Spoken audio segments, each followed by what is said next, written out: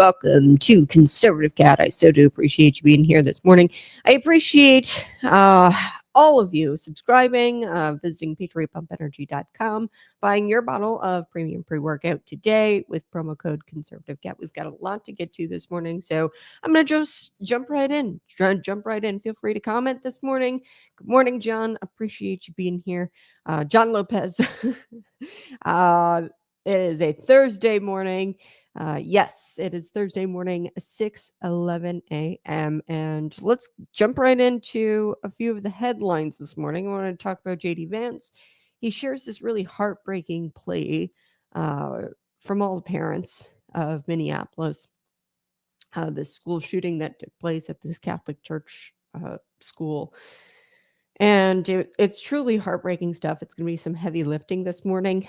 But, J.D. Vance is very presidential when he looked very presidential when he gave these remarks, offered his condolences, and he shared this heartbreaking plea that I think we all need to hear.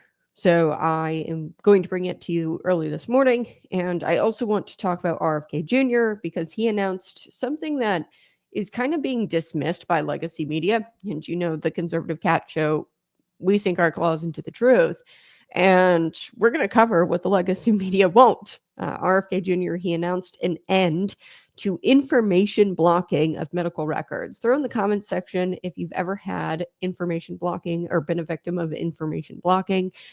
If you have been, you are. This has happened a lot. This has happened to me a couple of times and a handful of times where it's impossible to get your medical records or to transfer your medical records to either a different provider or to get it and get your medical records so that way you can give it to a trusted relative. RFK Jr. is putting an end to information blocking. He wants your data to be your data, your medical records to be your medical records, to do with what you as you please, to do with those as you please. So we're also going to be talking about the illegal alien who slipped through the cracks because a victim is speaking out, a surviving victim of this illegal alien. He slipped through the cracks of Biden's administration, their DHS, the Department of Homeland Security. He was caught after killing an Illinois woman, allegedly. So we're going to get to that. And then I also want to get to Governor J.B. Pritzker. He's choosing politics over lives again. Trump and J.D. Vance have called him out on this. He's not cooperating. They're calling for cooperation. Apparently, according to President Donald Trump, JB is not picking up his phone calls. So we'll get to that. We'll also get to something that affects you. I know it does. The home prices. They have soared, obviously, everywhere nationwide. But a lot of people will say, chalk it all up to inflation. That's not the case here in Illinois. It's so much more than inflation. Pritzker has decided to launch a war, really, against working families.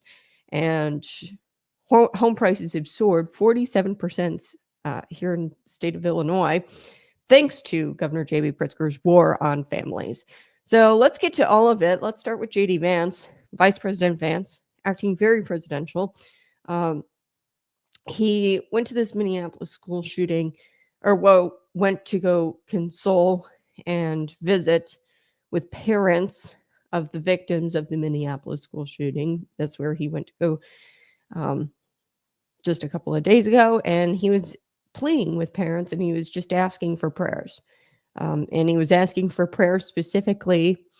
This is going to be hard to deliver today. I don't know why. It's choking me up a little bit. It's tough to talk about this stuff. It really is. But you guys need to hear it. He's pleading with parents to pray for a little girl who is fighting for her life. Okay, so J.D. Vance and the second lady, Usha, they traveled to Minnesota, and they visited this Catholic church where that shooting happened and where the two children were killed by the transgender killer. And he, she, they, I don't even know the pronouns, open fired on these innocent children. And there were adults who were attending the mass as well. Dozens of people, or I think it was like near a dozen people got shot at this church or at the church on school grounds. So I want to share J.D. Vance. He spoke with reporters after this meeting with the parents of the victims of the school shooting. And I'll just share it with you, and then we'll chat about his comments. Let's take a listen. Here we go. I have never had a day that will stay with me like this day did, because I really felt like these parents, in the midst of the worst grief of their entire lives, they opened up their lives and they opened up their hearts and they made me part of it. So I'd ask a couple of things straight from the parents and straight from the families to my fellow Americans. First of all, while 2 kids lost their lives, there's still 1 kid that's in very serious condition, and every single family, the family of Lydia, who luckily recovered, but we visited her in the hospital, the family of the 2 who died, Harper and Fletcher, all 3 of those families said, please say a prayer. So to my fellow Americans, if you're the praying type, say a prayer for this innocent girl who's actually in surgery right now, that the swelling will go down, that she will be okay, because she's still in a fight for her life, and every single family to a person is desperate that the death toll, which currently is at 2, stays at 2. And I think if you're a praying type, you ought to say a prayer for this innocent young girl. The second thing that I'd say is, look, I'm speaking to my fellow Americans who are parents in particular. There is nothing that you can say that can take away the grief that these parents are dealing with. There is no word that can possibly describe the feeling or the emotion or the heartbreak. One of the ways that I'm going to try to honor these parents and the children that they lost is by being a better dad and hugging my kids tight tonight and making sure that they know that their dad loves them, because there are 2 families who are not going to get that opportunity ever again. And if you do have kids, if you're lucky enough to have a son or a daughter, make sure that they know that they love you. Make sure that you hug your kids tight, because there are families in Minneapolis who won't be able to do that ever again. Wow. All I've got to say is very presidential. He said all the right things. And there's really not a right thing to say when it comes to things like this. So to quote J.D. Vance, he says, so I'd ask a couple of things straight from the parents of the victims, and to families, American families, my fellow Americans. First of all, while the 2 kids lost their lives, there's still 1 kid in very serious condition, and to every family, I say, please say a prayer. Yeah. And so to my fellow Americans, if you're praying type, pray for this innocent girl who's actually in surgery right now. Pray that the swelling goes down, that she'll be okay. And I'll provide an update about this little girl. I don't know, but I know she's probably still in critical condition. So pray for her as she fights for her life. Every single family is desperate for that death toll to stay at 2, okay, and to stand at 2. And I think if you are the praying type, you ought to pray a prayer for this young girl, even if you're not, say the prayer anyway. The vice president, he also talked about how there's nothing he can say to take the grief away from these parents who lost their children. And he shared how he plans to honor them by hugging his 2 kids very close. And a short time later, after that press pool right there by the plane, J.D. Vance, he reflected on his visit on X, and he took to X and he wrote something very presidential yet again. To meet a number, this is what he says, to meet with a number of grieving families and hear about their beautiful children, in particular Harper, age 10, and Fletcher, age 8, who died at the school shooting, at the Annunciation school shooting. I also met another beautiful girl who's recovering well, thank God. And then he said this on X, and I'll just share the X post with you so that way you can see the 2 children who tragically lost their lives, their photos, and to remember them. Here we go. There we are. So Harper and Fletcher, 10 and 8 years old. J.D. Vance goes on in the X post. He says, first, pray for Sophia, who continues to fight for her life. She's not pictured there on your screen. Pray for her health, pray for her swelling to be controlled, and pray for strength for her parents, the doctors, and nurses. Second, don't give the shooter attention. This is hard for me even. And this is why I say JD Vance is so presidential here and acting very presidential, because, a good president is going to get away from the noise, get away from the headlines and the clicks, and he's just going to tell the truth. He says, second, don't give the shooter attention, but focus on the kids who were taken from us. I learned that Harper had a smile that could light up the room, and she loved visiting national parks with her parents, and she looked beautiful at her in her first communion gown. I learned that Fletcher was rambunctious, energetic. He loved football and basketball, and he had an amazing head of hair. And those are the two victims who tragically lost their lives. Yes, they were taken from their families too soon, but in their short lives, they made a big mark on many people who loved them. Let's give them the attention they deserve.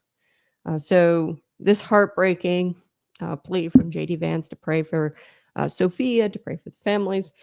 This comes after, of course, the morning of August 27th, when Robert Westman, the male subject, posing as a female, aka Robin Westman, changed his name, opened fire on innocent children and adults attending Mass. Children were bowing their heads. He killed 2 children, injured 17, and 14 of those being children, injured 17, and 14 of the 17 were children. So I know, heavy stuff this morning. I had to deliver it. Oh, I don't want to give any more attention to the shooter. We covered the shooter. We covered Robert Westman, who he was.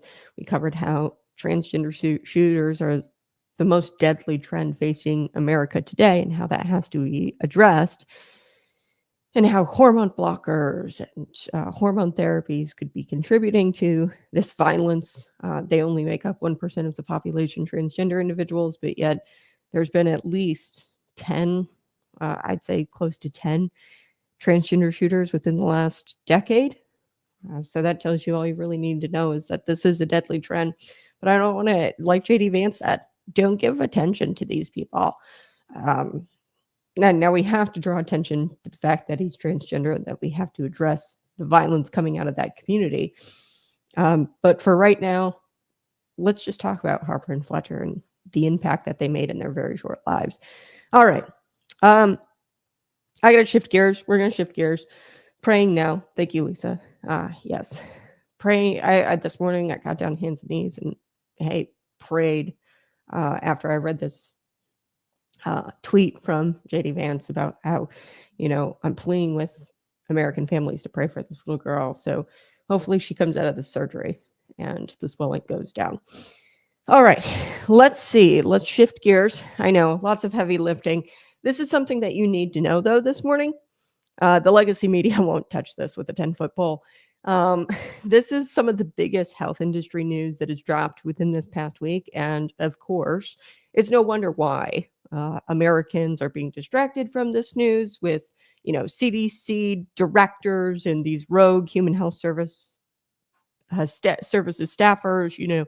They're going rogue. And I covered this extensively, I think a couple of days ago. You can go check out the show. It's archived, where I talked about how they're going to really, and they are already running they're mounting a smear campaign against RFK Jr., really for no reason. He fired, this one woman who did not want to hop on the MAHA train. And really what the MAHA train is, it's Make America Healthy Again. And specifically what RFK Jr. wants to do is he just wants to take the COVID vaccine off of the guidance, like the schedule for childhood vaccines.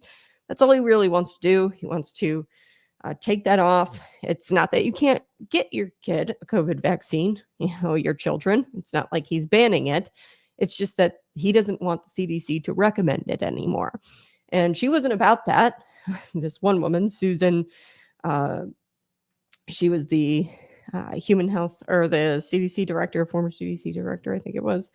And he fired her. And then from there, a few top officials at the HHS and CDC, they resigned, they quit. So now we're seeing this attack from Republicans and Democrats. Bernie Sanders, Bill Cassidy, they want to trot him out in front of the Senate.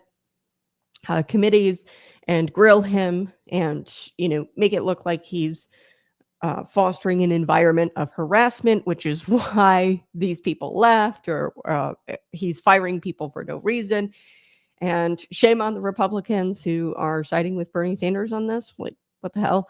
Like, all he did was fire this woman simply because she wouldn't align with the Make America Healthy Again agenda, and simply just remove the COVID vaccine from the recommendations. That's all he wanted to do. It's not that you can't go get your child a COVID vaccine. It's not that he's taking it off the market entirely. He's just saying, hey, we probably shouldn't be recommending this to children because children are very unlikely to contract COVID-19 in the first place. Okay, so the Cures Act, this is the news today. The Cures Act. This was something that was passed in Congress, or by Congress, in 2016. So nearly like 10 years ago, okay, a decade ago.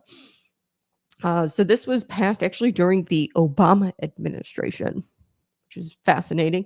The act included provisions that talked about information blocking. Now, information blocking is where providers in healthcare system, staffers, the healthcare industry, they prevent patients from having access to their medical data, okay? Or would not allow patient data to be shared with other providers, okay, at the request of the patient or a close relative or a caregiver when there was a waiver provided. So usually to get your records transferred to a different doctor, I've done this before, you have to go through all kinds of hoops to obtain your medical records. I don't know why that is. That's happened to me before. I couldn't send them to a provider without spending all kinds of money. So each piece of medical record, they would, say, oh, each paper that you want to transfer is going to cost you like $1 or something like that, each copy. And like, it's really hard to get your medical records transferred. If you guys have ever had that happen to you, throw it in the comment section. I'd love to hear stories. That's happened to me. I try to get my just medical records transferred to another doctor.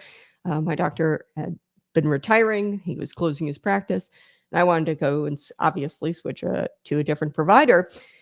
And it was a whole, like, I had to really jump through like a hoop. Okay. So it's probably because of the lobbying arms, the powerful medical lobbying arms in COVID pandemic. Further clarifications and enforcement of this act have been prohibited and delayed.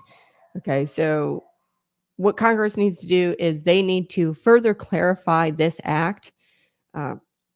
Although I think it's pretty clear at this point, they should probably clarify it a little bit more, because obviously the health providers are not understanding that medical records are their patients, and that the patients should be able to share that with whomever they want. Yes, of course, a waiver, like saying, yes, I want this medical record to be shared with this close relative. This is my mother. This is my father. This is, my caregiver. I understand the waiver. You don't want sensitive information getting into strangers' hands. So definitely some regulation on who can obtain medical records of individuals.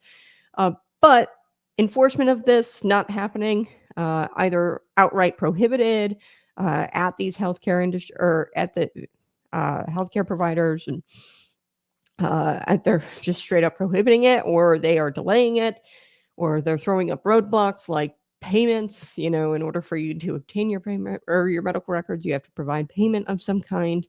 And this information blocking is actually still happening today, despite the law being on the books under the Obama administration in 2016. So get this, in 2022, the Biden administration, their HHS secretary at the time, Javier Becerra, he paid lip service essentially in 2022. And he said that he was going to make enforcement of this information blocking and prohibiting information blocking. He was going to make enforcement of this his top priority at the HHS. He was going to enforce this, and he was going to find people liable for information blocking. Okay, so he was going to make that his top priority. That's what he said. Okay, so here's what he said exactly, Javier Becerra, at the time in 2022. This is an issue, he noted, because more than 75% of complaints submitted to the Office of the National Coordinator for Health have been about providers, and most of them come from patients. So the providers withholding medical records from their own patients. Like, it's my medical records, I want them, but they withhold it and they put up roadblocks. Okay. So he says this leads to stress for patients and families, along with frustration for staff. Of course, this is not the kind of customer experience any of us should expect, certainly not in the 21st century from our healthcare system. That is what he said. And then he said, put simply, closing the enforcement gap is a top priority, an HHS top priority, and we are working hard on this issue. So that is what Javier said in 2022. As with much of what happened during the Biden administration, it was pushed aside for so-called reproductive care, enforcing vaccine mandates, promoting the transgender agenda. They pushed all of that aside, information blocking and the enforcement of it, and they prioritized reproductive health care. Okay, so the shakeup that's occurring right now at the HHS and at the CDC, the firing, the resigning, this is kind of critical. We need people out of there who, under the Biden administration, did not deliver on their promises. And that's what RFK Jr. is doing, because you need to get those people out of there so you can focus. So the new HHS administration can focus on actual health concerns of the American people. This is something that a lot of American people care about, information blocking. So just yesterday, Kennedy, he announced that there is an issue of information blocking that still needs to be addressed. And he detailed why in a video that he posted on X. Okay, so Kennedy explained, he goes, I want to ask you a question about your healthcare data. Should you be able to access it? Should you be able to view it on your phone? Like, we live in the 21st century. There's no reason why I shouldn't be able to access every single health record that is, been logged by the healthcare system of mine. Okay. Should you be able to access it? Should you be able to view it on your phone? Or should healthcare companies be able to block you from sharing it with trusted parties that you designate via a waiver? Okay, so this is what RFK Jr. is talking about. That's what's been happening. It's called information blocking. And this has been illegal, like, since 2016, because there were provisions under the Obama administration, but President Donald Trump came out with the Cures Act rules. So on top of the Cures Act, there was even further clarification in 2020. Until now, the HHS has never enforced this regulation. And I know this because we still receive, this is what RFK Jr. says, complaints about information blocking today. This is so wrong and it's illegal. This is 2025. And it's been nearly 10 years since Congress passed the Cures Act with those provisions in it. It's been 5 years since the rules were clarified under President Donald Trump. Patients should be able to access their healthcare information on their phones, on their computers. They should be able to share that information with other doctors, their hospitals, researchers, or trusted relatives that they want to have access to their medical records. So after all, I mean, come on, folks, this is your data we're talking about, and it should be yours to control, your information. So therefore, it should be yours to control. So, and it will be yours under this new HHS. This is a promise recently delivered by RFK Jr. So this is incredible news, not just for patients, but for providers, for staffers, okay, who manage this. Because I'd imagine that you get a lot of angry phone calls if you're a healthcare provider. You might have been strictly prohibited from providing medical records to patients, like their own medical records to those patients. That might be the rules of whatever medical or whatever health provider you're working for. So it's not just the patients that this is incredible news for. This is also incredible news for providers. And, for patients like me, I already shared with you that I wanted to, get access to my medical records, share them with a different one. Mine, uh, a doctor was retiring. I was switching providers. You should be able to transfer that without paying gobs of money or having roadblocks in front of you. And, I'm not ripping apart my doctor who, gave me the medical records. Ultimately, I had to pay for them, but they ultimately gave me my medical records. But there was a roadblock there. So the Cures Act prohibits that kind of stuff. You have to give them, upon request, the medical records to the patient, or through a waiver, give them to whoever whom they designate. Okay. So, I get it. There's exceptions, like, you don't want to give the medical records to strangers. And I get that there has to be some sort of regulation there, and you can't just give medical records out like candy, okay, to whoever.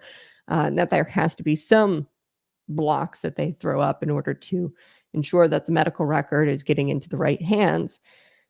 But, with electronic record systems, there's no reason why we can't ensure that it gets into the right hands, or into the hands of whom the patient wants it in the hands of. Okay.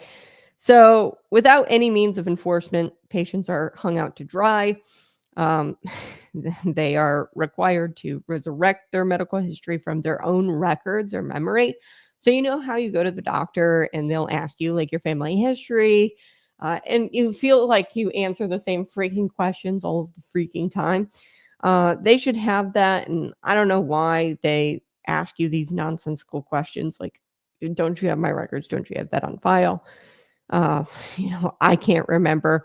The reason why is because every different provider, say you go to like an urgent care and they're not your regular provider, the reason why you have to continue to constantly give them your medical record and history by memory, and a lot of people, they can't, like, you might be allergic to a lot of stuff, and say you had an allergy test and the allergy test has all of your allergies on it, well, guess what? The urgent care provider whom you've never gone to before doesn't have that information. You could simply just request your primary care doctor send over your medical records to said health provider, or if you're at a nutritionist or somebody like a holistic doctor, that holistic doctor should be able to access those allergy test results.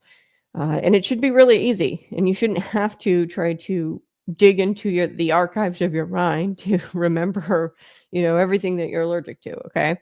So it's really frustrating, and it's a nonsensical process. And a lot of people get frustrated going to the doctor because you constantly have to repeat yourself. And the reason for that is because nobody's sharing information. And that shouldn't be happening in the 21st century when everything's electronic.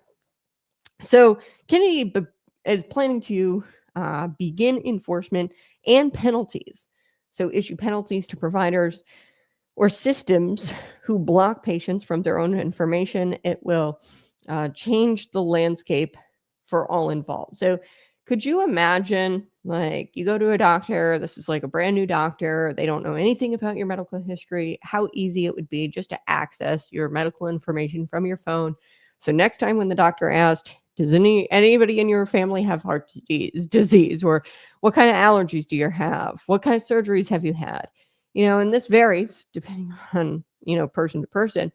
You might not be able to remember it all. So pulling out your phone and having access at your fingertips to all of that data and those records, that's going to help a lot of people. And it's going to stop frustration. And Kennedy continued, no one, not your doctor, not your hospital, not your electronic record companies, healthcare record companies, no one should block you from your information for their own profit. Okay. If they do, we want you to report them through the report information blocking portal. So they set this up on the healthit.gov website, which is really exciting.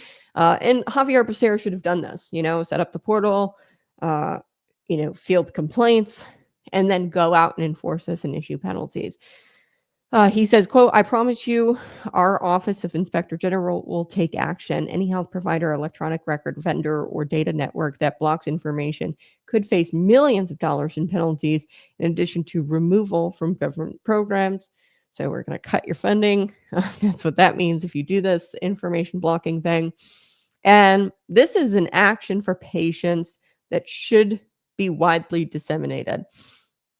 Okay, so this is something that patients, and that's why I'm delivering you the story here on Conservative Cat. Be sure to subscribe. I appreciate the subscriptions. You can also support the program, send a super chat, or head on over to patriottpumpenergy.com. Buy your bottle of pre-workout today. It's a premium pre-workout. We don't pump you full of sugar and caffeine in order to get you addicted to our product. We pair it with something called black pepper extract to give you long-lasting energy, unlike other energy drinks out there. So go do that, support the program.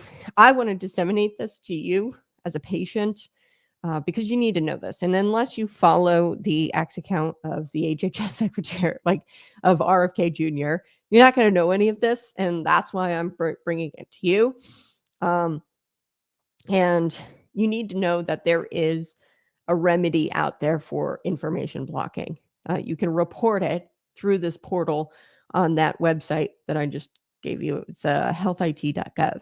So legacy media outlets have been completely silent on this. They are currently focused on the regurgitating this stupid crap, the 1,000 HHS employees who are calling for Kennedy's resignation. I shared with you a couple of days ago about it was the New York Times who published this letter that had a bunch of prior officials, experts from administration stretching back, I think, to the 1970s up until Biden. They signed on to this letter essentially calling out RFK Jr., saying that he's fostering an environment of harassment. And that's why people are leaving. That's why people are getting fired.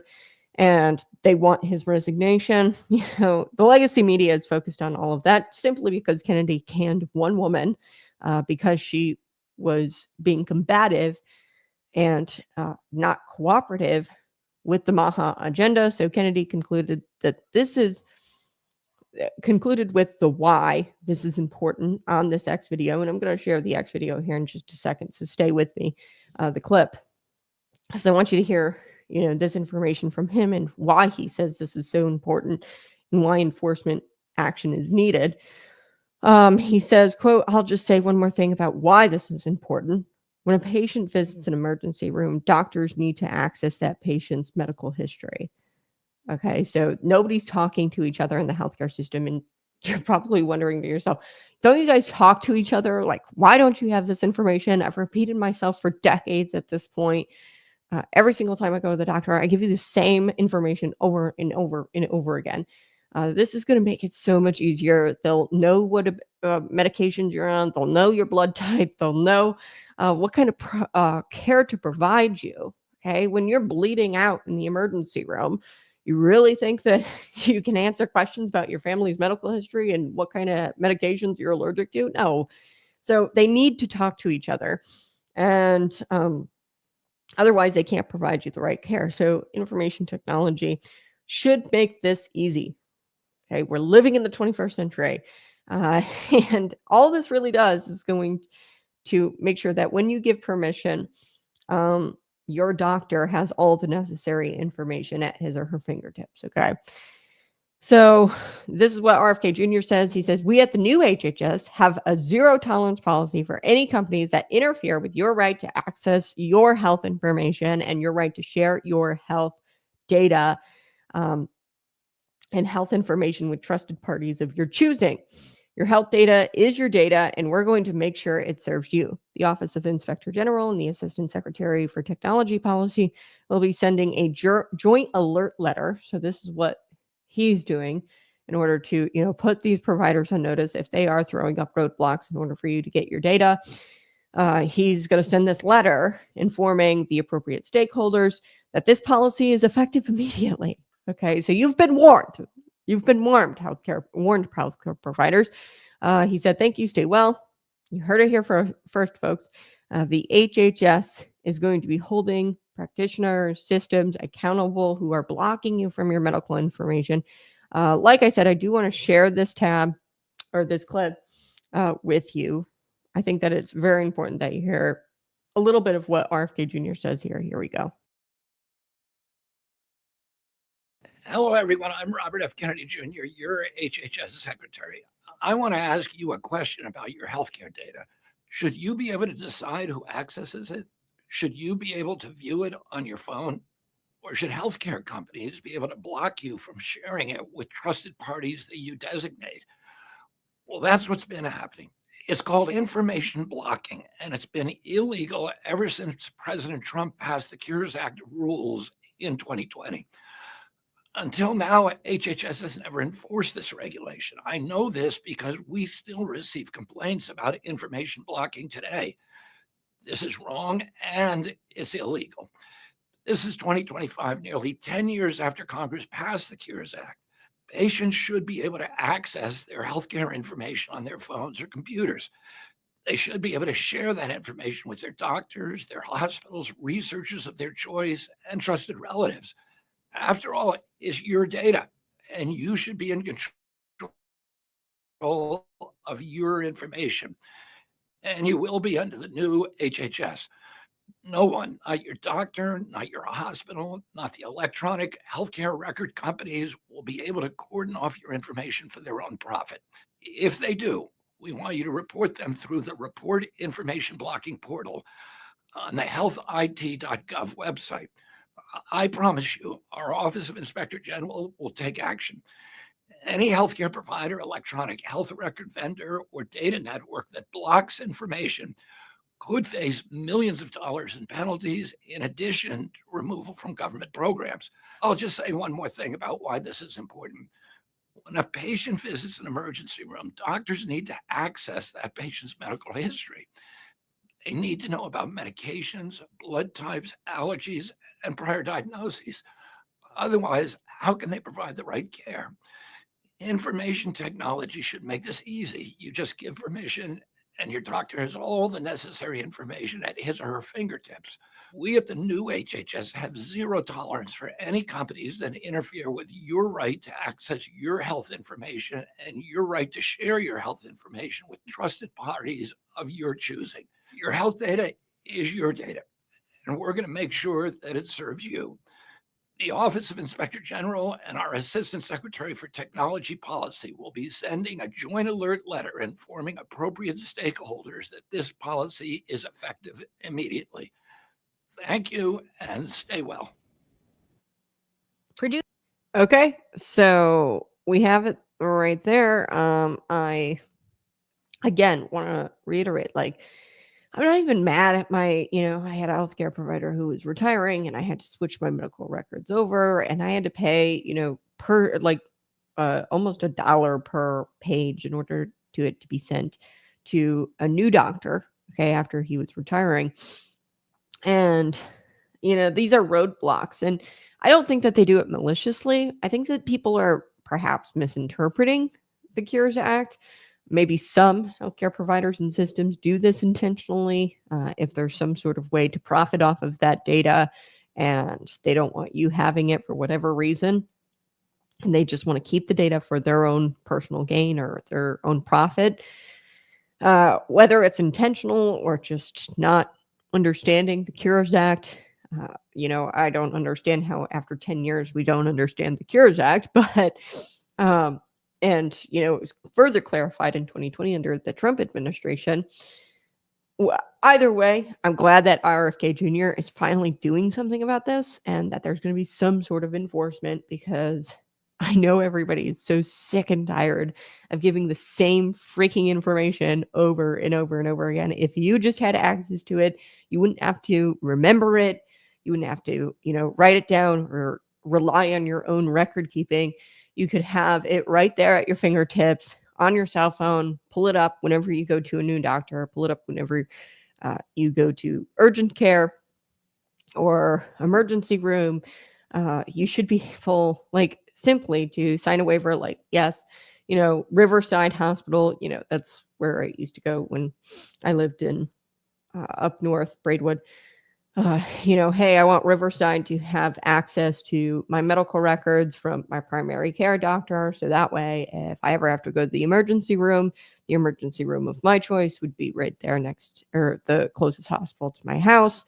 And I want them to have the records, and you sign a waiver and you say that, yes, the emergency room doctor at Riverside Hospital can have access to my primary care doctor data and medical records. And it makes it all easy and flawless. And then when you're bleeding out, or your limb is severed or whatever, at the emergency room, God forbid that ever happens to you, you've got the proper care. And nobody's, like wondering, oh, are they allergic to this medication? What's their blood type?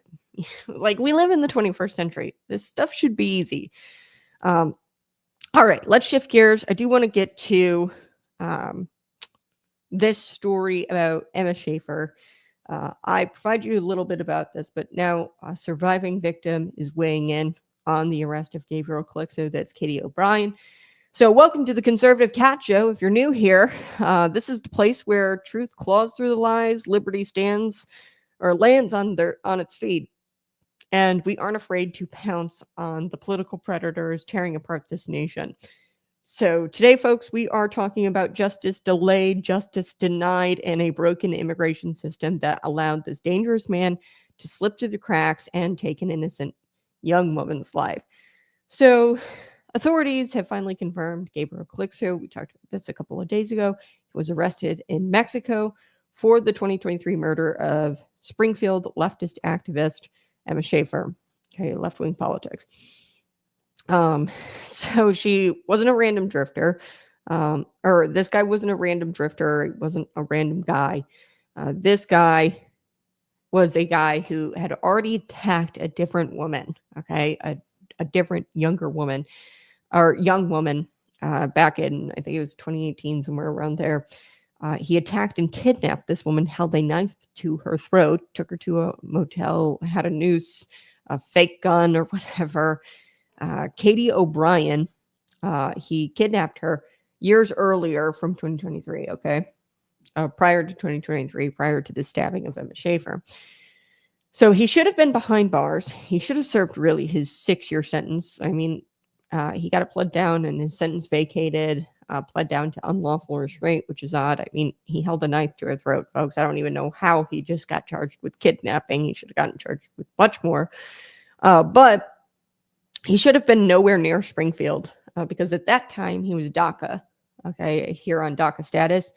And, he should have had his DACA status revoked after committing a felony, right? Or committing crimes against Katie O'Brien, and he should have been deported. But no, he served in the Illinois Department of Corrections for a couple of years. Although he should have served 6 years, he got it pled down, like I said, and sentence vacated, time served.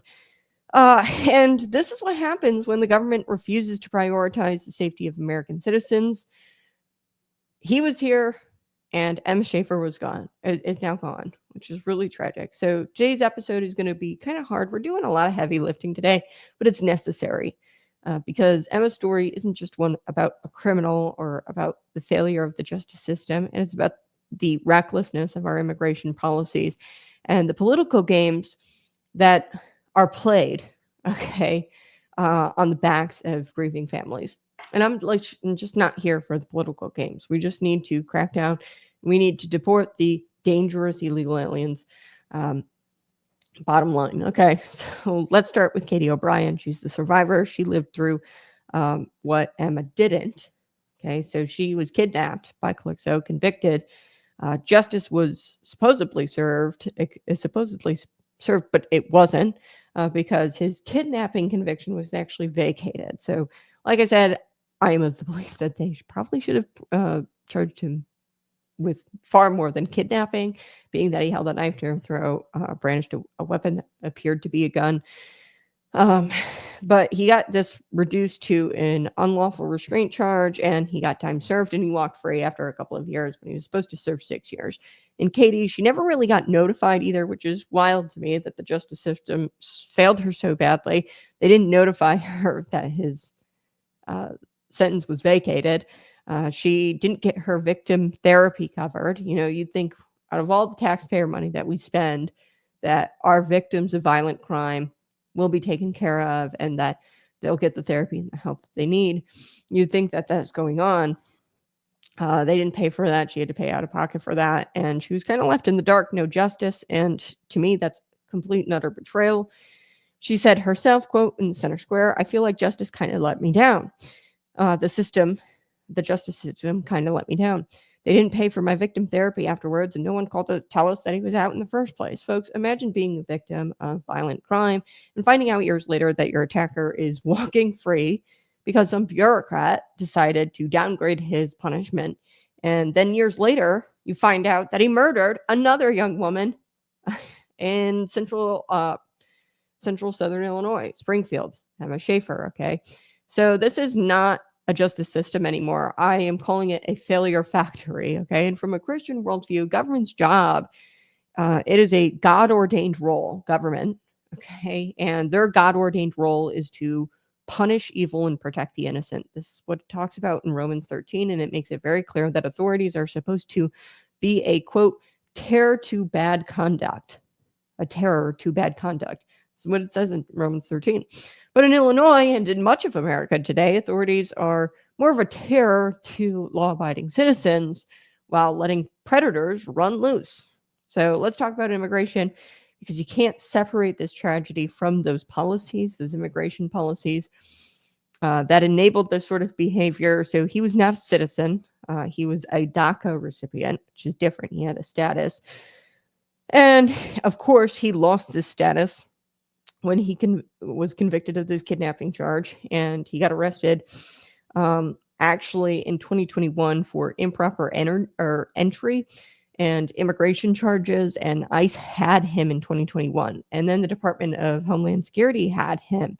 But somehow, I don't know how, he got released, obviously, because he was able to go in 2023, allegedly stab Emma Schaefer, allegedly, right? So we'll have to see what his court proceedings and how they play out, and if he's going to be extradited back to Springfield. We'll have to see to answer for his crimes.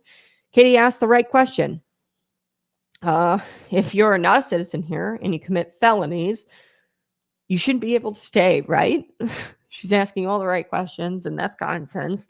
That's biblical, that's justice. And under the Biden administration, the DHS kind of was turned into a revolving door. Open borders, wide open. Our deportation system was broken. Sanctuary states like Illinois, run by Governor J.B. Pritzker, make it worse by refusing to cooperate with federal immigration enforcement. And so what happens? Dangerous people ultimately slip through the cracks, and innocent Americans pay the price. Innocent Americans like Emma Schaefer. Border security isn't just a Texas problem. It's not an Arizona problem. It's a Springfield, Illinois problem. And it's a small town America problem, because this is a problem that's right in your backyard. We got to have closed borders, and we got to have accountability. Somebody needs to answer for what Gabriel Calixto did during the DHS, the Biden DHS. Somebody needs to answer as to why he was let go, because there was deportation orders drafted up. He was supposed to, appear, and somehow he was, released from custody, obviously, because he went out and he committed this crime, allegedly, against Emma Schaefer. So we can't ignore the political angle here. And I don't want to politicize this. I really don't, because it's not really political. Okay. I don't understand why people say, oh, it's politicizing to talk about this and to talk about the fact that Gabriel was an illegal immigrant. You can't ignore it. Okay. Because, as Christy Nome said, she was in Springfield. She made national headlines just a few months ago. She was here earlier this year, and she was standing just blocks from where Emma was murdered. And she said, quote, "Emma Schaefer was brutally stabbed and murdered by an illegal immigrant who was released into the United States by the Biden administration." All true, all factual. Emma's family, the Schaefer family, like I said, she was a left-wing activist. This is one of their own, by the way. You'd think that they would be, reaching across the aisle, working with the DHS, because at this point, violent crime, criminal aliens don't check to see if you're a Republican or a Democrat before they kill you, right? An illegal immigrant, illegal alien criminal, criminal alien is not going to check who you voted for before they commit the crime. Okay, so this affects us all. It doesn't matter red, blue. It doesn't matter. All of us bleed the same, and to these criminals, they don't care. So we should be working together. Family, Emma Schaefer's family wasn't thrilled about that visit. They made it very known that they weren't thrilled and that they believed Kristi Noem was politicizing the issue. Katie herself admitted that she had mixed feelings about this.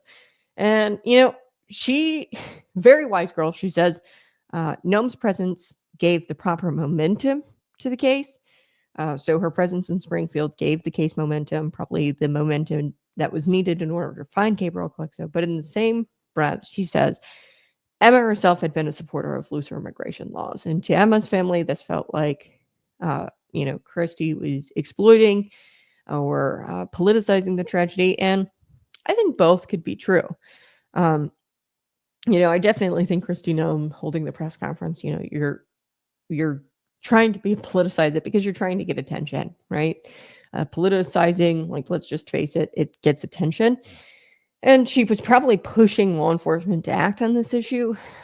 True politicians, they don't swoop in to tragedy like vultures, holding press conferences and, doing it on somebody's front porch. Like, this was blocks away from where Emma was killed. You got to be a little bit considerate. And I'm not blasting Kristi Noem by any means, but it would have been nice to have the Republicans just, and this kind of happened. I mean, the Trump administration has only been there for not even a year. Okay, so they did this very quickly. But they needed maybe the attention in order to get him to be found. So she probably politicized it on purpose. You have to weigh that as a politician and probably as the Department of Homeland Security Secretary, probably have to weigh, okay, do I want to politicize this and get the focus on this case and the attention that is needed on this case? Or am I just going to, kind of work in the background and not bring attention to this case and potentially never find him? So Kristi Noem obviously probably weighed this. They know how the game has worked. Politicians can sometimes treat crime scenes like campaign stops. I think that this was, something that she had to weigh. She had to say, okay, what do I care about more, politicizing or finding the guy? And I think that Kristi Noem is of the belief that, hey, my job is as DHS, as the Department of Homeland Security Secretary, my job is to get the guy, and if I have to politicize a little, I got to do it, and so I think both can be true. I think that, yes, maybe Kristi Noem politicized it, and maybe it was the politicization that was needed in order to get the case its momentum to find the guy.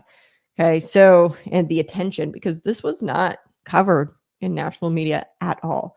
And it's an international case. We need everybody's eyeballs on this because we need to know what the guy looks like. And she, held up his picture and everything. And perhaps that was enough momentum to get somebody to call in. I don't know how they found him ultimately, but you definitely need to bring attention to it in some sort of way in order to find him, because he was gone, for 2 years at this point and in the wind for 2 years. So you needed something. Now, after years of fear, Calixto has finally been caught in Mexico. Katie was stunned. She thought that everybody had stopped looking for him because it's been 2 years. And she goes, I think it was just kind of something that fell off the radar. And that's what happens when victims lose faith in the system. They stop believing that the justice system will come through for them. And we have to have a society where victims believe that the justice system will come through for them because we need victims of crime to report that crime. Okay. So here's a lesson. Justice delayed is justice denied. Like, I'm glad that they finally caught him. But now, you've got victims of crime looking at this story and they're saying, man, I don't even know why I would report a crime. If they're not going to keep him in jail, if they're going to let him out after a couple of years, if they're not going to deport him if he's an illegal alien, and then they're not even going to find him when he's caught in the wind, for a couple of years. Like, Justice delayed is justice denied. And if authorities have done their job, Emma would be alive. If ICE had done its job, he would have been deported, and Emma would probably be alive. If Illinois lawmakers had prioritized citizens over criminals, this wouldn't have happened. But instead, we live in a state where politicians protect sanctuary cities and they ignore the victims. So this case exposes the rot in our system. The judges who downgrade convictions, that shouldn't be going on. Our prosecutors who are lazy and they didn't prosecute this nearly enough. They went after him for a kidnapping charge, which it's like you could have went after him for a whole lot more and got him convicted on a whole lot more. And then the judges downgraded the conviction or vacated it to unlawful restraint. He got time served after 2 years.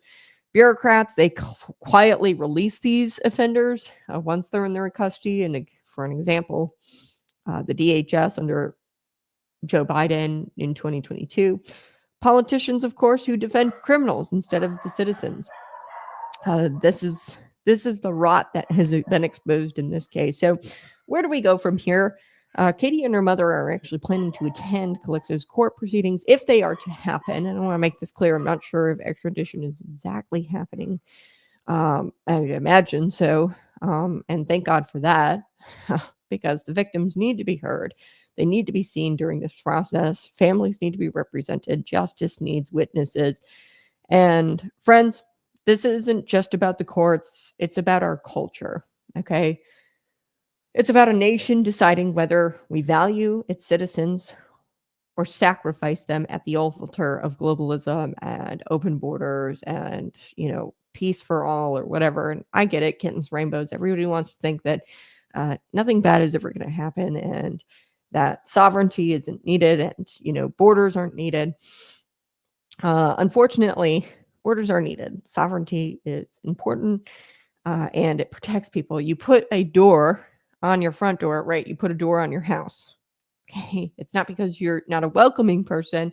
And if somebody were to come over, you wouldn't offer them a cup of coffee and a snack. Okay. It's not like you wouldn't do that, but you put the front door on your house for a reason.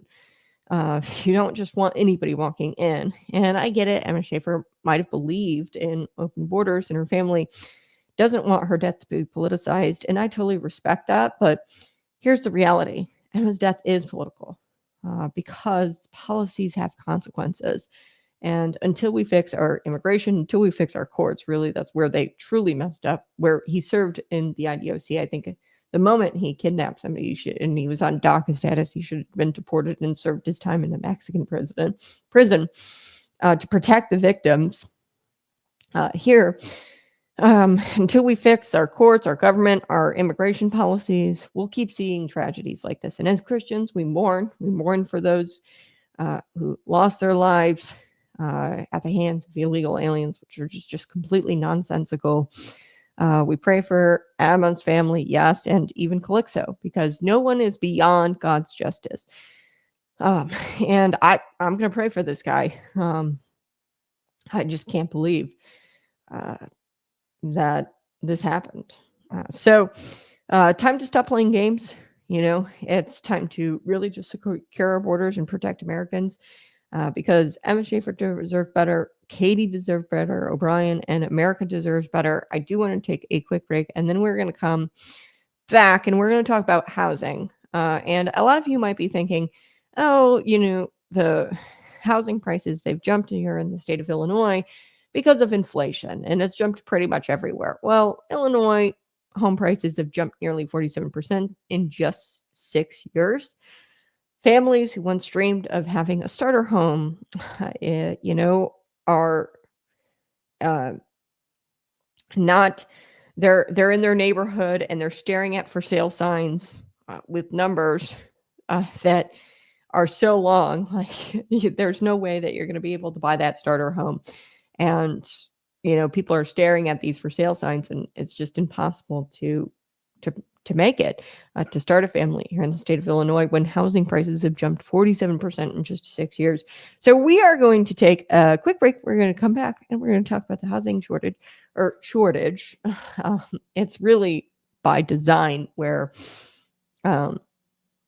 they've made it impossible for you to obtain an affordable single family home. And I think really it comes from Pritzker's war on families. They don't like families. I'll get to that here in just a second. Smash that like button, share this out with your friends. Hi, Joel. I appreciate you being here. Kat, I subbed a few weeks ago. I love the show. I appreciate you being here. Subscribe right now and share this out with your friends. And buy your bottle of Patriot Pump. Patriot Pump at patriotpumpenergy.com. It's a premium pre-workout. Get the promo code Conservative Cat for $10 off. I'll be right back.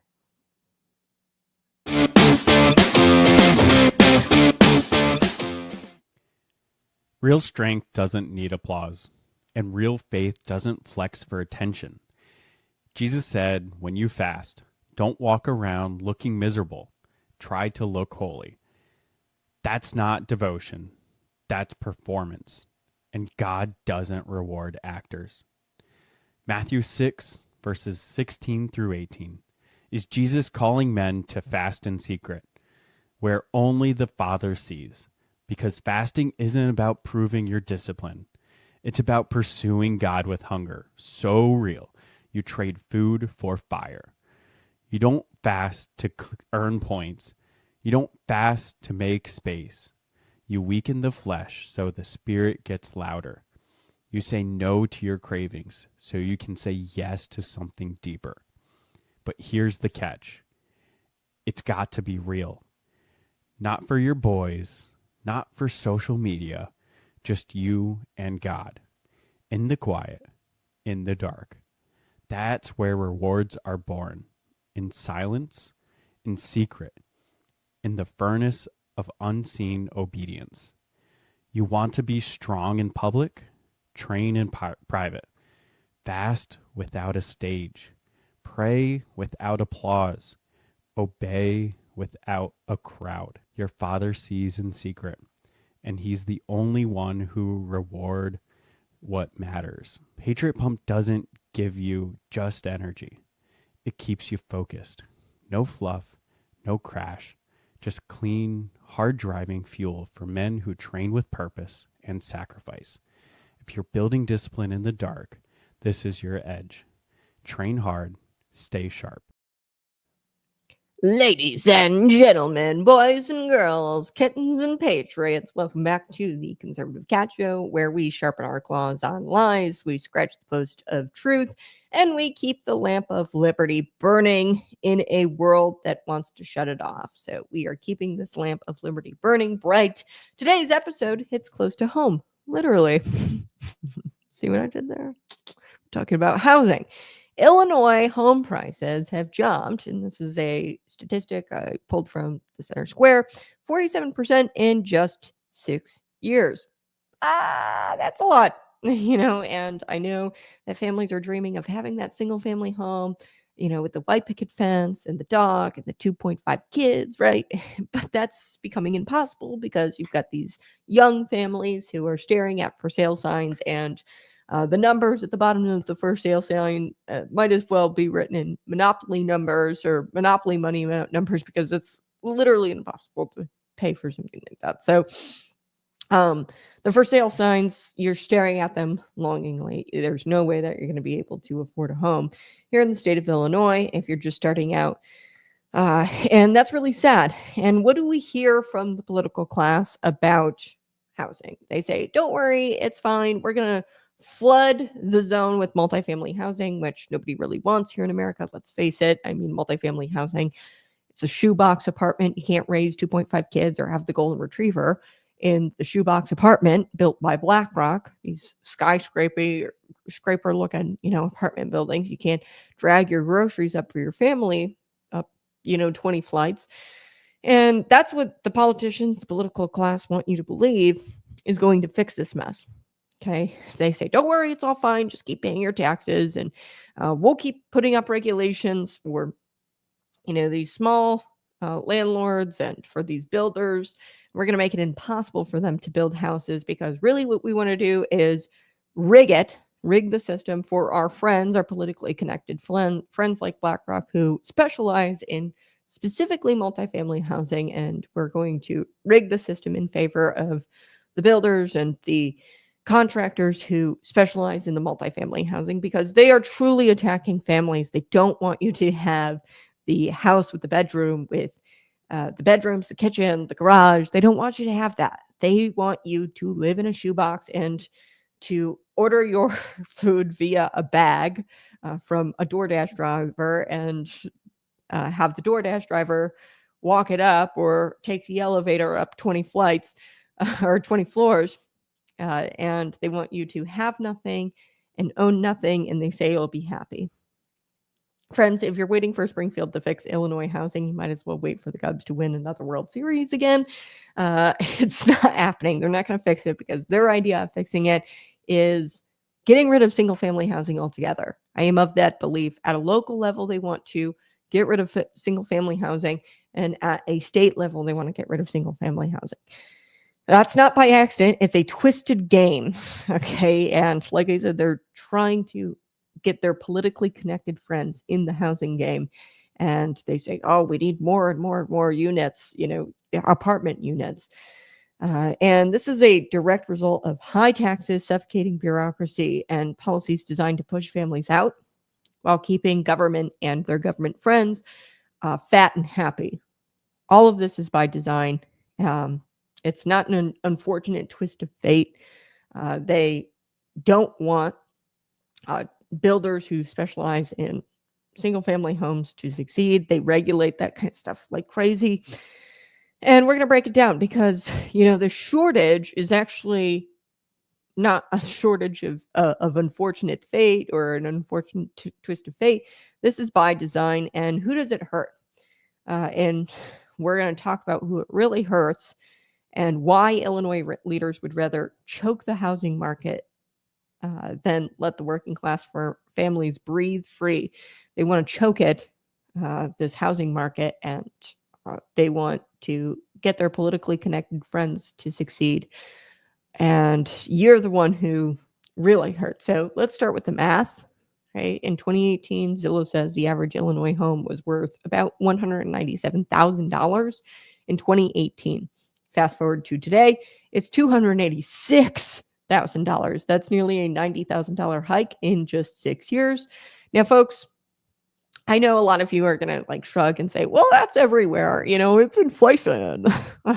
No, my friends, this is inflation plus Illinois dysfunction. Illinois needs an estimated 227,000 new housing units over the next 5 years. Housing units, single family homes. Okay. Not this stupid multifamily housing crap where people don't want to live in there, and they've got the kids, they can't live in the shoebox. Okay. We need houses. We need single family homes, and we need to quit changing our zoning laws last second and fixing it and rigging it in favor of these big developers who build these cheap ass apartments and cheap ass complexes in order to make all kinds of profit. Okay. So we need to build 227,000 new housing units, single family housing, over the next 5 years, just to keep up with the demand. And where is Illinois today, with only 39% of its active housing units on the market compared to 90% nationally? So Illinois is an outlier here. And I really think it's because we are trying to keep our politically connected developers happy. And that is why we're seeing what we're seeing today. So we don't have any of these housing units actually active. 39% of its active housing units on the market. So we only have 39%. So we have more, active housing units, but only 39% of them are actually on the market. So what does that mean? That means building isn't really happening. A lot of projects get approved. So even for these multifamily housing, the apartment complexes, you can maybe argue that if you put a bunch of apartment complexes out there, it's going to free up some of the other housing for people to move into the single family housing who want them. So you can make that argument that if you just saturate the market with these apartments, that you're going to fix the housing crisis. Sure. I don't believe that. I think that people are in the market for cheap, affordable single family homes, and perhaps maybe we don't put granite countertops in them, and make them ridiculously expensive and affordable. What we really need to do is cut back on regulation, make it to where the builders can build something that is feasible and is fiscally achievable. So there are fewer homes available, bottom line, higher demand, and government red tape that strangles builders before they can even lay the foundation. So like I said, there's projects that have been approved, specifically even in Bloomington Normal. I know more about the housing market there. There have been projects approved for specifically these multifamily housing units, like apartment complexes, and nobody's ever built or like broke ground. Like they're not breaking ground or laying the foundation. And this is kind of like watching somebody lock the pantry, burn all the bread up in the pantry, and then they complain that everybody's hungry. Okay, so they are making it impossible for these builders to actually lay the foundation and build these homes. So let's cut to the heart of it. Who hurts the most? It's families, young couples who want to start a life, parents who want to move closer to good schools, grandparents who want to downsize in their own community. They're being priced out, not because of some invisible market force, and inflation. Not because of that. It is because politicians in Illinois would rather build bureaucracy than build homes. That is what's going on. So Mark Linden over at Wire Points, he nailed it. He's in the center square saying, Illinois is in desperate need of makeover. He says big builders are constantly complaining about bureaucracy, permits, regulations, fees, taxes, and hoops that they have to jump through in order to put up an apartment building, to put up single family housing. You've got to jump through zoning regulations and things like that. So we've made it really hard for developers to even break ground. And yet, what does Springfield keep doing? Passing more taxes, mandating more benefits, adding obligations to employers. Like at this point, Illinois is mandating that you provide your employees, your construction workers, pet bereavement days, probably, where you've got 3 weeks of pet bereavement. If your cat dies, you have to give them paid time off, overtime pay, family leave, sick leave mandates. Don't get me wrong. I want to treat workers fairly. I do. But there's a big difference between basic fairness and weaponized regulation. And in Illinois, the government doesn't balance fairness. It strangles opportunity. Okay, so there's worker fairness, yes, and treating our workers right. But there's also a balance we have to strike. We have to not strangle opportunity and provide these employers an opportunity, or at least a chance, a fighting chance. We have to give them a fighting chance. When you mandate all of these things like paid family leave for weeks upon weeks of time for part-time employees in some cases, that's just not fiscally possible. It's not financially possible for these employers. So while they're doing that, families are getting crushed. Kids are moving out of the state because they can't afford to buy here. And parents are left behind wondering, what happened to the Illinois they grew up in? What happened here? And we are an outlier. And okay, as far as the housing industry goes, we're not doing well. So let me take a step back and talk about this from a perspective of a Christian worldview. Scripture tells us in Proverbs 13:22, a good man leaves an inheritance to his children's children. So this isn't really about money. This is about stability. This is about community. It's about the ability to put down roots. Okay. And they've made it impossible to put down roots here in the state of Illinois with their multifamily housing crap. And Illinois leadership is stripping families of that inheritance. And instead of stability, they create instability. Instead of communities growing, they're splintering us apart. Instead of empowering parents to pass down something to their children, they've created a state where children inherit debt, and they've busted the housing market entirely. Housing is not an economic issue.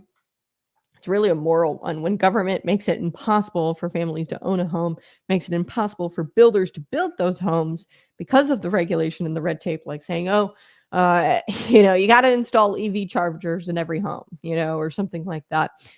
it kind of makes it impossible for these builders to actually break ground because you've got so many regulations and check boxes and check marks that you have to, check off in order to actually start building. It makes it impossible for builders to build. It makes it impossible for families to own a home, especially when, you're kind of cornering the market here for all of your buddies, who specialize in the multifamily housing. It really makes it impossible for families to own a home because you've just decided that the way you're going to address the problem that you created, the housing shortage, the way you're going to address it is by flooding the zone with multifamily housing. You're making it to where it's impossible for families to buy a home. They're not just damaging bank accounts here. Okay. They're attacking the family unit itself, the God-ordained institution at the center of society, which is family. Okay. So this is a God-ordained institution at the center of society, and they want to destroy families. They want you to not have the 2.5 kids and the golden retriever and the picket fence. They want you to live in a shoebox and have DoorDash delivered to you on the 20th floor. Okay. So let's imagine for a second what Springfield bureaucrat housing plan probably looks like. So close your eyes for me and come close to the to the speaker. This is what the plan looks like. Step 1, tax the land until nobody wants to own it. Okay. Tax, property taxes, the highest property taxes in the nation. Tax it until people throw their hands up and say, I can't do this anymore. Regulate the builders until they move to Indiana. Hey, where can we actually build single family homes? Where can we actually build even apartment complexes and break ground and build the foundation for these apartment complexes? Because, there's developers out there who, aren't BlackRock or the politically connected who want to build the apartment complexes, but they haven't even broken ground yet because they're not politically connected, because there's all kinds of roadblocks that they throw up via mandates and regulations. Oh, you got to install EV chargers, or, you have to make sure you protect the earthworm, and you can't break ground until all the earthworms are fed, something crazy, or, fed a certain fertilizer. You got to lay that down before you lay down the concrete, whatever the hell that they come up with there in the state of Illinois and in the state house. They regulate the builders so bad to a point where they said, screw this, I'm done building in Illinois. I'm going to go somewhere where they don't require me to install EV chargers or make sure that there's, EPA regulations for the wildlife in the area or whatever. We're going to go somewhere where it's not super regulated, say Indiana. So they're driving out families because there is no housing and the demand is really high. They're driving out families in Illinois because there's a recipe here for the housing prices to skyrocket. Obviously, 47% over the last 6 years, and that's driving Illinois families out. And then they wonder why revenue keeps dropping, why they're left with budget holes. And then they come back around and they say, well, let's raise tax it again. So it's a vicious cycle. Honestly, if you put Illinois in charge of, if these Illinois politicians were in charge of building Noah's Ark, they would have spent 40 years filing permits, mandating solar panels on the deck, okay, and charging the animals a climate tax before the first raindrop ever even fell from the sky. Okay, it would have taken years upon years for them to build Noah's Ark because they would have spent years filing permits, mandating solar panels on the deck, charging all the animals a climate change tax. So let's zoom out. Let's look at Illinois metro. Every Illinois metro area, all 26 of them have seen housing inventory decline since 2018. Families see what's happening here, where there's no housing, and of the housing that does pop up, their apartment complexes, typically politically connected developers, build these complexes, but even the non-politically connected developers aren't able to break ground because of the regulation. So they're really cornering the market for their friends and for a specific type of housing. People see what's going on. They see that the housing inventory has been declining, and these families are leaving because of it. They're going to Tennessee, to Texas, to Florida, to Indiana, because you know what happens then? um, those states grow, they thrive, and they welcome the businesses. Well, Illinois becomes a ghost town, and we start losing revenue. We wind up having these budget holes that we've seen over the last couple of years, the budget deficits, because we're losing revenue, and it becomes a ghost town of government workers, lobbyists, career politicians, and the politically connected developers and the people that they all like. And there's no working families anymore. Okay. It's just a bunch of career politicians, government workers, and lobbyists. So this is an exodus, folks. What we're seeing. We're seeing working families leave the state of Illinois. And it's so funny how Pritzker, I remember one year he had a campaign bus. He's on the campaign trail again for 2026. He had a campaign bus that said working families across it. Like, quite literally, it's the exact opposite of who you're for, man. Okay, you are for the government worker, for the lobbyists, for the career politicians, and for the politically connected. Okay, so this is an exodus, not the biblical one led by Moses, but this is a modern one led by families trying to escape Pharaoh Pritzker's tax whip.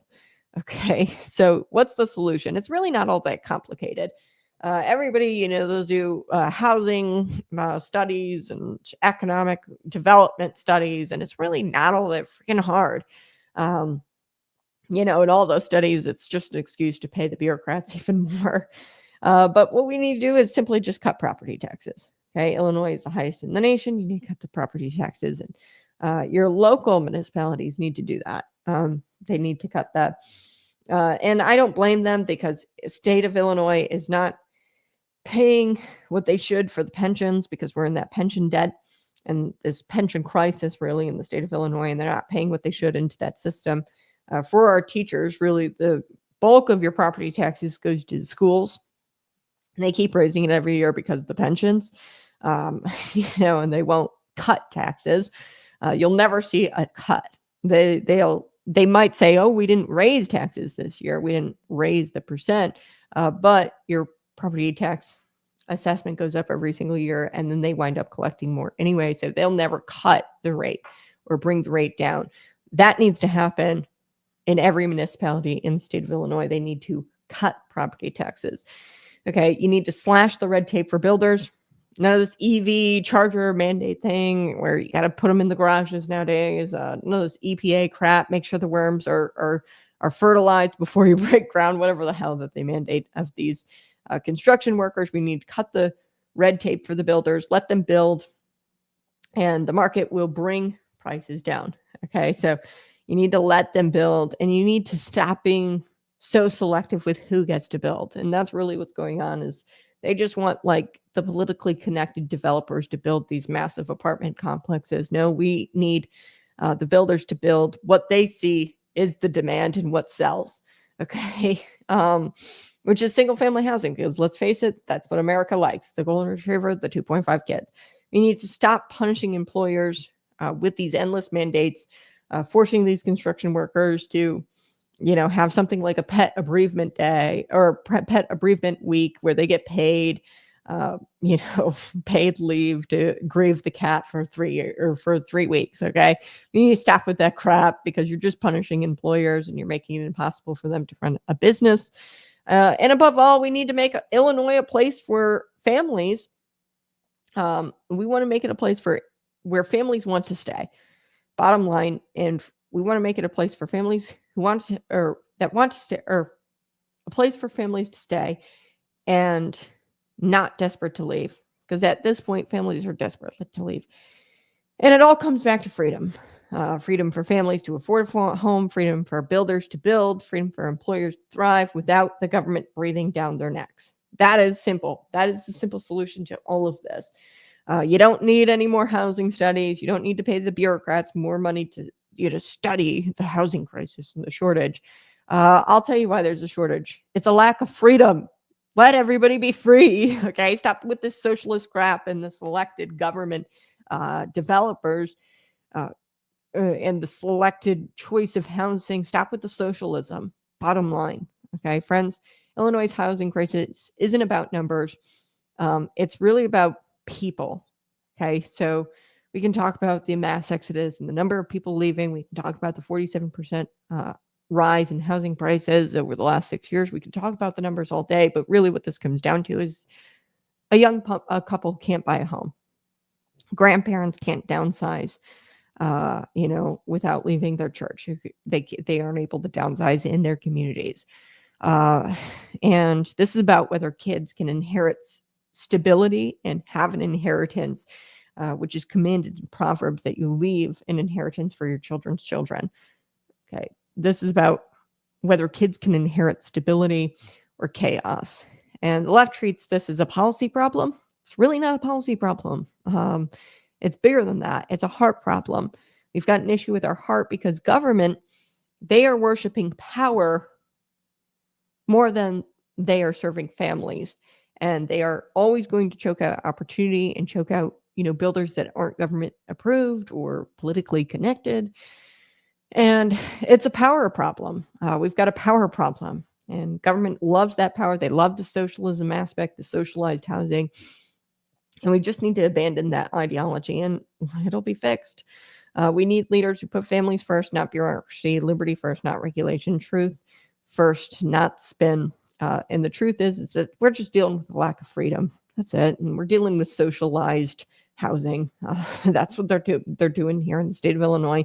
At the end of the day, housing is more than wood, nails, and concrete. It is the foundation for the family, the cornerstone of community, and the inheritance of future generations, and it's very important.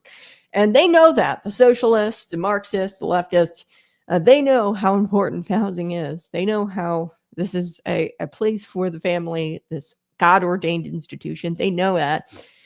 And they attack it with their socialized crap. So it's time Illinois stop destroying that inheritance and they start protecting it. All right, I want to take a quick break. We are going to get to Governor J.B. Pritzker.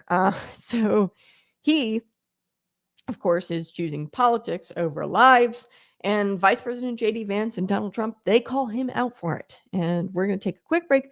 But you're listening to Conservative Cat. Smash that like button, hit it right now, and subscribe to the channel. Share this out with a friend. I'll be right back.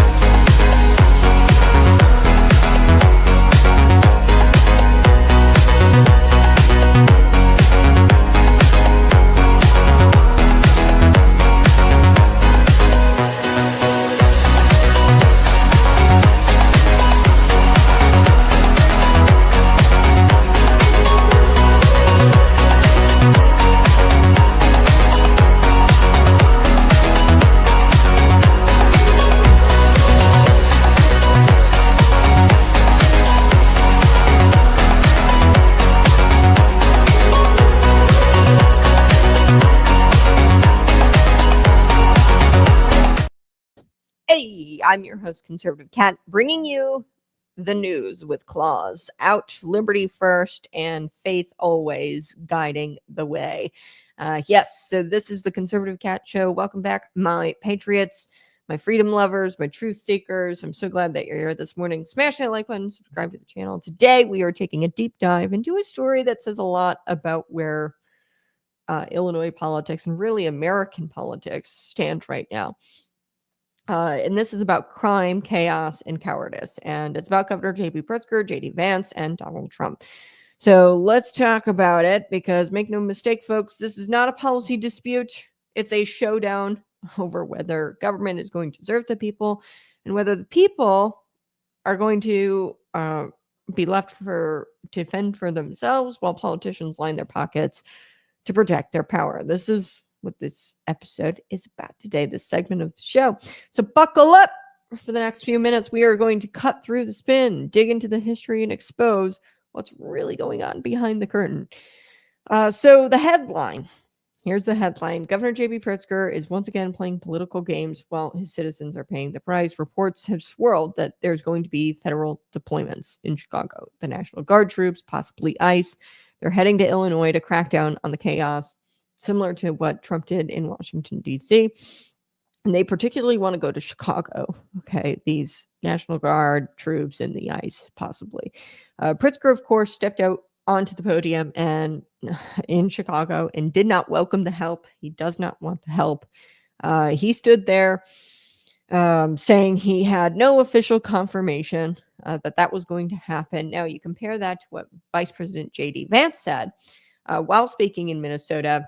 Vance reminded us that the Trump administration is ready to help, but it requires cooperation. And he said, quote, "We want the governor to be a partner here. We would love that, Democrat or Republican. If we had governors who were willing to actually be partners in cutting down crime in our country. Unfortunately, it looks like it's not what we're going to have with JB Pritzker. Bang, that's it.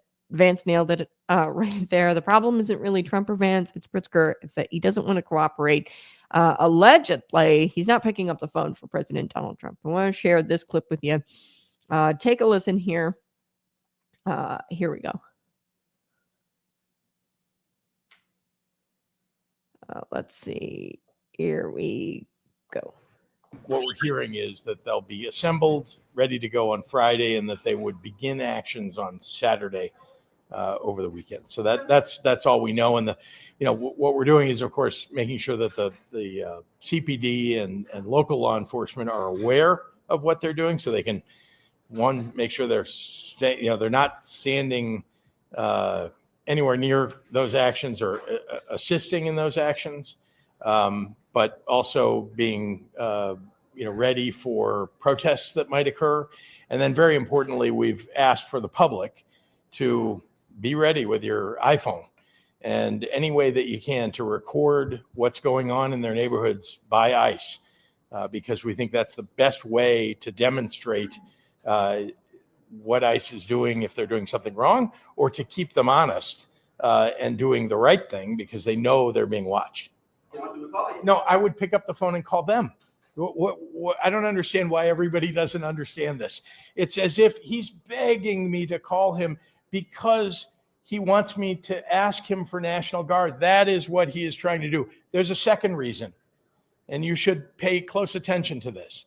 He wants to set into the fact pattern that the governor called him to ask for help. Why? Because he's going to end up in court.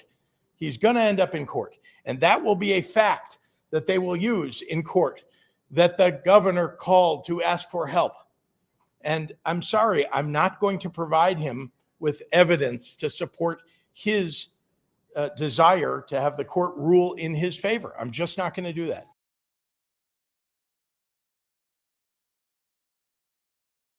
Okay, so there you have it. I want to play that clip for you now. J.D. Vance spoke in Minnesota, and he said, "We want the governor to be a partner here." And he said, "I don't think that's what we're going to get with JB." And President Donald Trump himself, he said Tuesday that he'd gladly send in the guard and he'd be honored if Pritzker picked up the phone.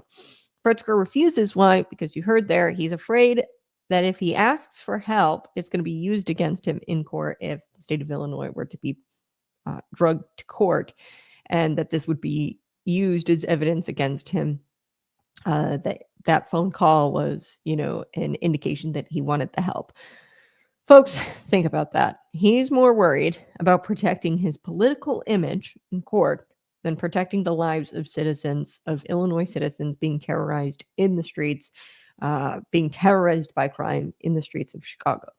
I talked about the bloody Labor Day weekend. 8 people, I think, died, 58 shot. Insane. The weekend prior, 6 died. I think it was like 20-something shot. And these weekends just keep happening and happening in Chicago. So where did Pritzker kind of make his little announcement there that you saw in the clip? He made it at the Metropolitan Peace Academy. And I know what you're thinking. Oh, that sounds sweet.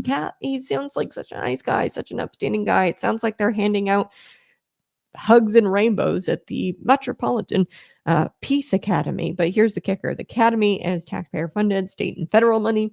And Pritzker boasted about how they're pouring historic amounts into these so-called community violence intervention programs. Okay.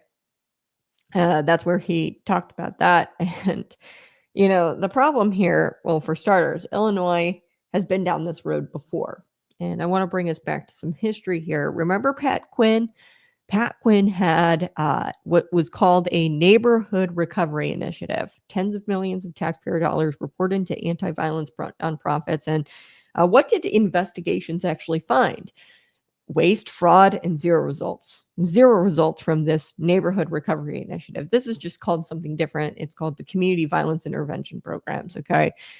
Same song, different verse. Politicians love these programs because they look good on campaign flyers, but they actually enrich politically connected nonprofits. Okay. But the people on the ground, the people in Decatur, Peoria, Chicago, they're not safer. They're just poorer. They're paying taxes for programs that don't work. And we've done this song and dance before under Pat Quinn. Okay, so let's talk about immigration and crime. Governor J.B. Pritzker didn't just meet with peace groups, okay, at this, Metropolitan Peace Academy that's taxpayer funded. He sat down with Midwest Immigration Defenders Alliance. This is a nonprofit, a coalition, okay, of legal service providers working to protect illegal immigrants from detention. Okay, in detention. And, he sits there and he says, oh, make sure you have your phone out and record ICE and things like that. Really, what is going on there is they're trying to gather evidence, and he's trying to solicit users or Illinoisans to gather evidence for these legal service providers to kind of work to protect these illegal immigrants from deportation or detention. So while Trump and Vance are out there sending in the National Guard to protect Americans, they did it in Washington, D.C., Pritzker is holding meetings with these coalitions to make sure illegal immigrants have taxpayer-funded lawyers and that they can avoid deportation. And then he's actually telling you that you have to gather evidence for these taxpayer-funded lawyers that were providing the illegal immigrants. So, folks, do you see where the priorities are here? Pritzker is more concerned about shielding non-citizens than he is about the single mom in Chicago who can't let her kid play outside because the gunfire never stops in that freaking city. Okay. 58 people shot over the weekend. And he actually had the audacity here to call Trump's offer to send the Guard in political and to say that Trump is trying to get him to call him in order to use that against him in court. No, Governor, this is not a political game that Trump is playing. He just wants to send in the freaking National Guard so that way there's no war zone in Chicago, because 8 people dead in one weekend, that's a freaking war zone. 50 people shot. You're playing it. You're playing the political game, and you're using your freaking citizens as pawns. So I want to bring in another voice here. She's kind of been going viral on X. Her name is she's Vice President Danielle Carter Walters. She's actually with this movement. It's called Chicago Flips Red, which is really the reason why Governor J.B. Pritzker doesn't want the National Guard there, because it's going to prove, like it did in Washington, D.C., that conservative law and order policies are actually common sense and they actually work. And then Chicago will definitely flip red, ultimately turning the state red. And he doesn't want that, obviously, because he loves his blue stronghold that he has here in the state. But this woman, Danielle, she dropped a truth bomb this week. She's quoted in the Center Square. She says, because we know with all of this crime that's going on, we know the money is not being spent towards crime prevention. And we are also down 2,000 officers. Okay. So if we're spending the money on crime prevention programs, why are the crime prevention programs not working? If we're spending the money, same thing I talked about with the schools yesterday, $20,000 per student, but yet like less than 40% of students can read at grade level. That's like 60% of kids who are illiterate, right? For less than 40% of kids can read at grade level.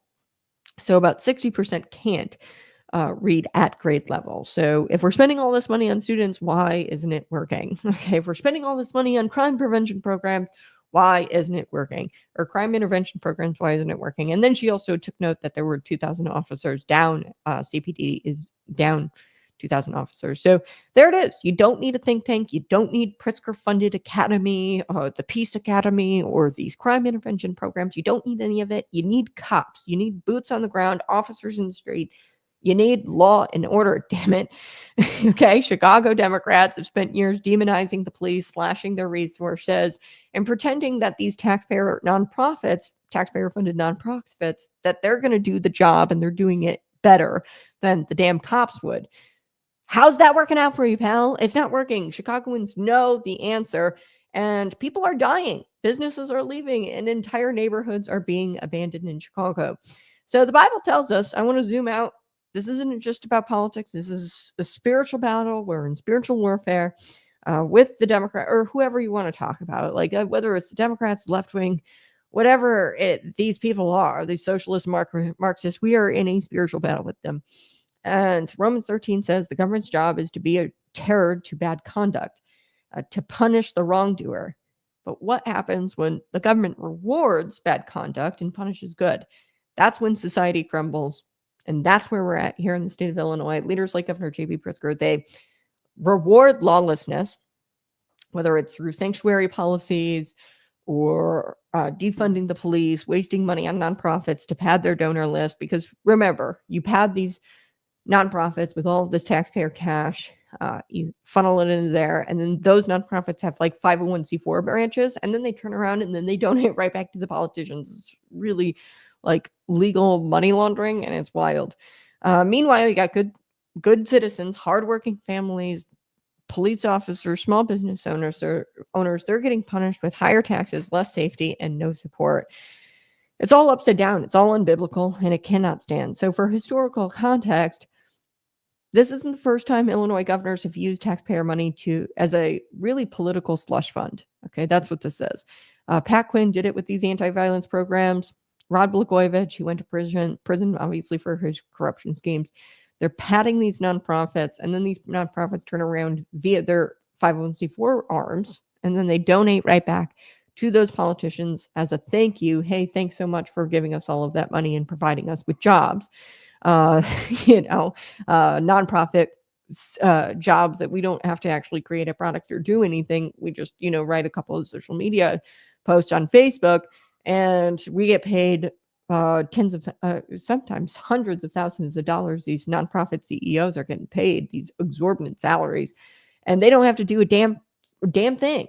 So Pritzker is using these peace academies, these immigrant coalitions, as his version of soft corruption. Like, this is just soft corruption, okay? It just looks a little bit different. Like Michael Madigan and the ComEd bribery thing, like that was pretty blatant and insane. But now it's kind of softened with Governor J.B. Pritzker, because who would want to say like, oh, this nonprofit organization, like Boys and Girls Club, right? Who would want to say like, oh, you shouldn't, give money to Boys and Girls Club? Because they have a cute little fluffy mission statement that they help people, and they help the kids in the community, and they provide like a space or whatever. And they might do a little bit of work, right? But it's all like soft corruption.